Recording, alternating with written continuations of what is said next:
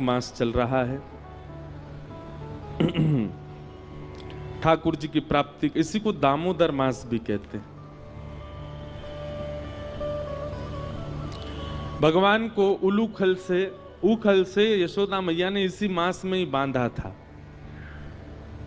इसीलिए इसको दामोदर मास कहते हैं। दामोदर मतलब दाम कहते हैं रस्सी को, और उदर यानी पेट, जो रस्सी को अपने पेट में अंतर ध्यान करते जा रहे थे, ऐसे भगवान का नाम पड़ गया दामोदर।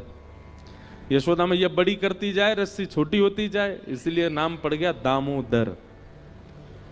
तो ऐसे ठाकुर जी इस मास में बंधन युक्त होने को तैयार हो जाते हैं। बहुत ध्यान से सुनिएगा।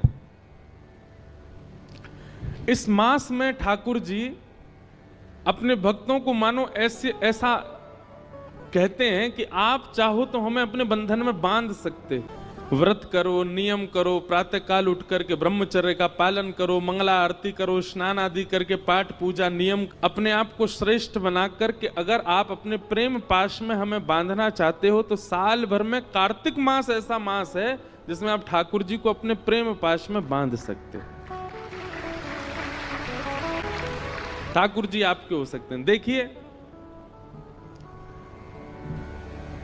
ठाकुर जी को बांधना ही है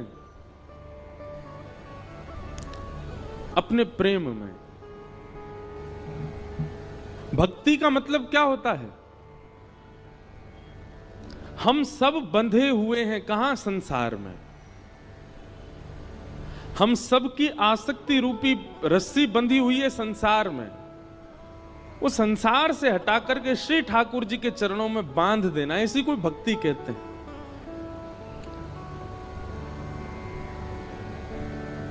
लेकिन संसार से जब हमारी आसक्ति रूपी रस्सी बंधी होती है तो हम बंधन में होते हैं। संसार तो मुक्त ही है, पर जब वह आसक्ति रूपी रस्सी ठाकुर जी से बांध दी जाती है तो ठाकुर जी भी बंध जाते हैं और हम भी बंध जाते हैं, दोनों बंध जाते हैं। पर जहां जहां हम जाते हैं, अनुब्रजाम में हम नित्यम पूये ये तन्य रेणु भी, भगवान कहते हैं फिर जहां जहां मेरा भक्त जाता मैं उसके पीछे पीछे जाता हूं।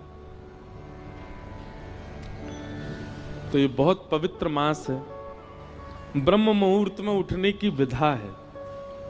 अब हमारी तो स्थिति ऐसी हो गई है कि हम इतने थक जाते हैं कथाएं करते करते। अभी हमको थोड़ा सब संत जन भी कह रहे हैं, घर के लोग भी कह रहे हैं, अब अवकाश करना शुरू करो, कथाओं के बीच में 2-4 दिन का अवकाश रखो, थोड़ा आराम करो, पर हो ही नहीं पा रहा है।